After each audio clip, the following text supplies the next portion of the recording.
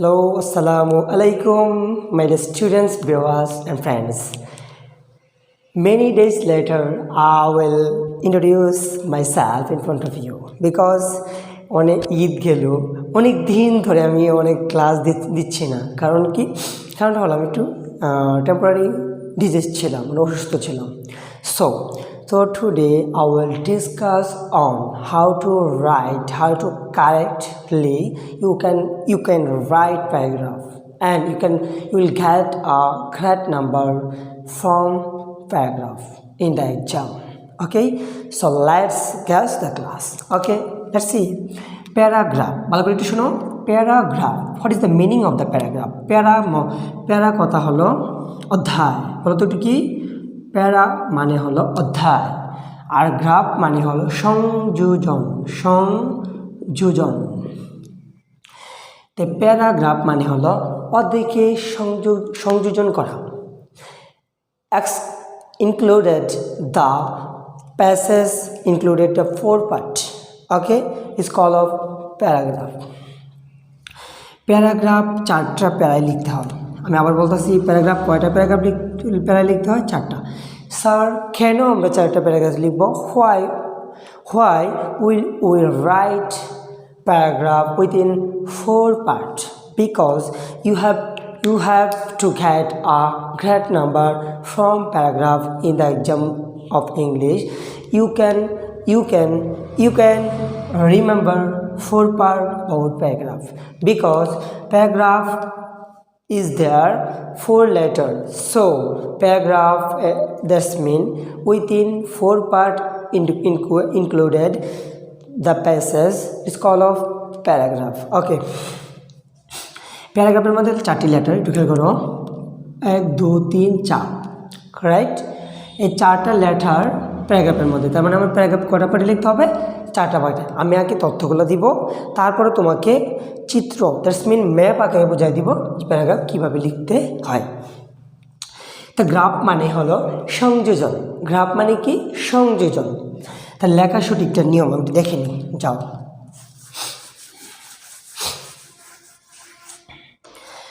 তাহলে আমার আবার প্যারাগ্রাফের কথাটা লিখতে হবে। প্যারাগ্রাফ, ওকে, এটার মধ্যে আমাকে চারটা পার্ট নিতে হবে। গ্রাফ মানে সংযোজন। এই চারটা পার্ট 1 2 3 4 চারটা পার্ট লিখতে হবে। ভালো করে একটু খেয়াল করো, এই চারটা পার্টে তোমাকে ক্লোজ করতে হবে প্যারাগুলা, অধ্যায়গুলা।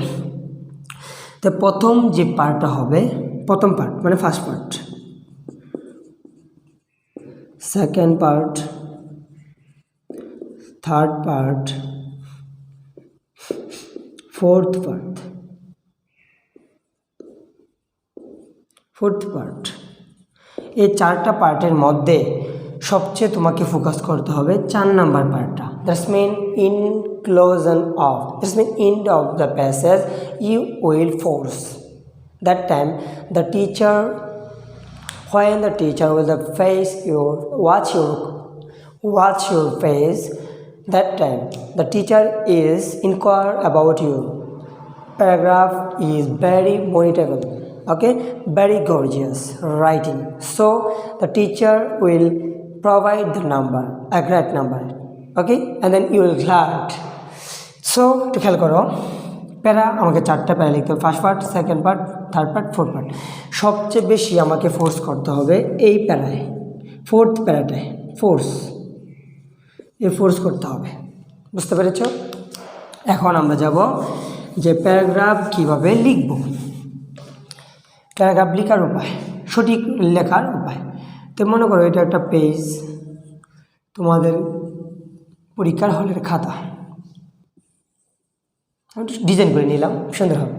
তাহলে এখানে লিখবো তোমরা আনস টু দ্য কোয়েশ্চন নং এত, আনস টু দ্য কোয়েশ্চন নং, যত থাকবে 12 থাকলে 12 দেন নিবে, সুন্দর করে ডিজাইন করে নিবা, ঠিক আছে?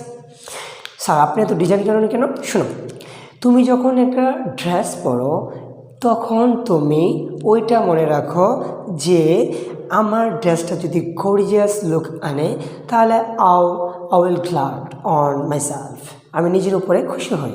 কারণ কি, আমরা যারা স্মার্ট তারা সব সাইড দিয়ে তারা স্মার্টনেসকে এক্সপ্রেস করতে চায়। ওকে, সো তোমাদের বুঝতে হবে যে যত সুন্দর হবে নাম্বার, যত সুন্দর হবে খাতাটা, you will get a great number from your exam. Okay, so তোমাকে এটাও মনে রাখতে হবে, যদি আমি খাতাটাকে সুন্দর করে ডিজাইন করতে পারি তাহলে তোমার নাম্বারটা আরও বেড়ে যাবে। ওকে, তাহলে আমি সুন্দর এইভাবে তুমি করবা না, তুমি তো ওইভাবেই করবা, বাট আমি ডিজাইন করে দেখাচ্ছি। তখন তুমি লিখবা আনসার টু দ্য কোয়েশ্চন নং এথাও, অ্যান্ড দেন যে প্যারাগ্রাফটা আসবে সেই প্যারাগ্রাফটা এই যে আনসার টু দ্য কোয়েশ্চন নং এর 2 ইঞ্চি নিচে বলে, আবার বলো তো 2 ইঞ্চি নিচে তোমাকে প্যারাগ্রাফের টাইটেলটা শুরু করতে হবে। আবার বলতেছি আমি, একটু কাইন্ডলি মনে রাখো, তোমরা আগে এভাবে লিখতে প্যারাগ্রাফ, আমি একটু দেখাই দিই। ফেসবুক শেষ, লিখে শেষ, পরে তুমি Facebook is common uses in all of country, এভাবে লিখো না, বাট এভাবে হবে না, এটা ভুল।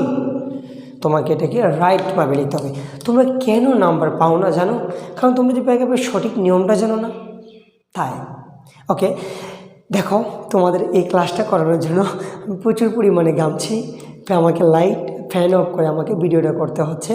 তোমরা ক্লাসটা যদি ভালো লাগে তাহলে একটা লাইক অ্যান্ড শেয়ার, অ্যান্ড যদি স্যারের প্রতি একটু ভালোবাসা ক্রিয়েট হয় তুমি সাবস্ক্রাইব করে দিবা, অ্যান্ড দেন একটা কমেন্ট শো আপ করে দিবা। ক্লিয়ার? ঠিক আছে, ওকে, লেটস সি। তাহলে আমরা কারেক্ট ওয়েটা দেখান স্যার। ওকে, তাহলে কারেক্ট ওয়েটা কি, এই আনসার টু দ্য কোয়েশ্চেন এই যে এইটার নিচে 2 ইঞ্চি নিচে আমাকে টাইটেলটা লিখতে হবে, এবং টাইটেল যে লিখতে হবে টাইটেলটা তোমাকে লিখতে হবে maybe that's mean upper case মানে বড় হাতের অক্ষর, তো সবটা বড় হাতের কথা লিখবা।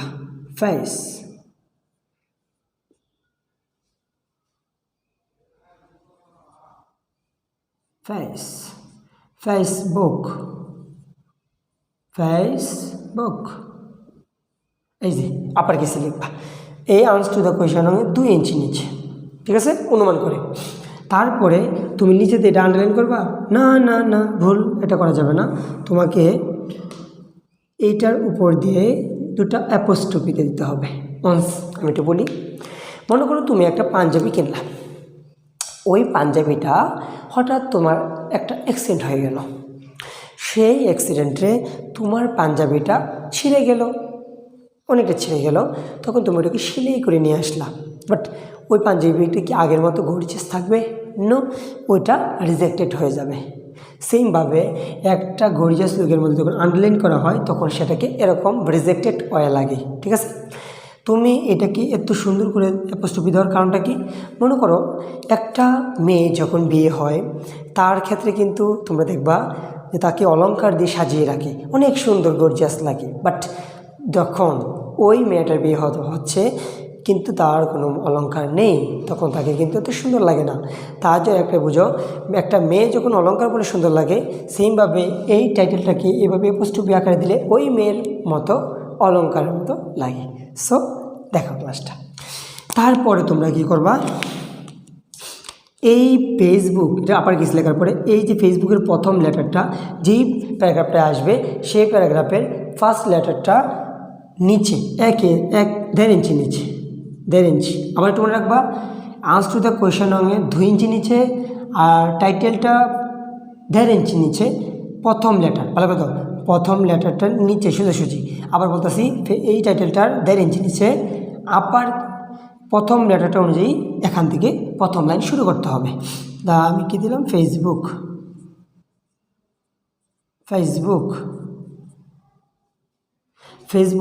ইজ ভেরি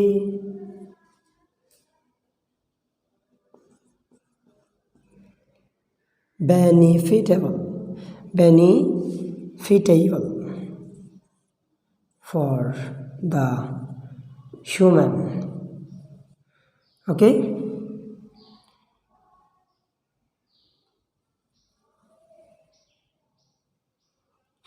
খেয়াল করো, তখন তুমি এই প্যারাগ্রাফের টাইটেলের প্রথম লেটারটার 1.5 ইঞ্চি নিচে তোমাকে ওই যে টাইটেলের প্রথম লেটারের সোজাসুজি লিখতে হবে, প্রথমটি ক্যাপিটাল লেটার হবে।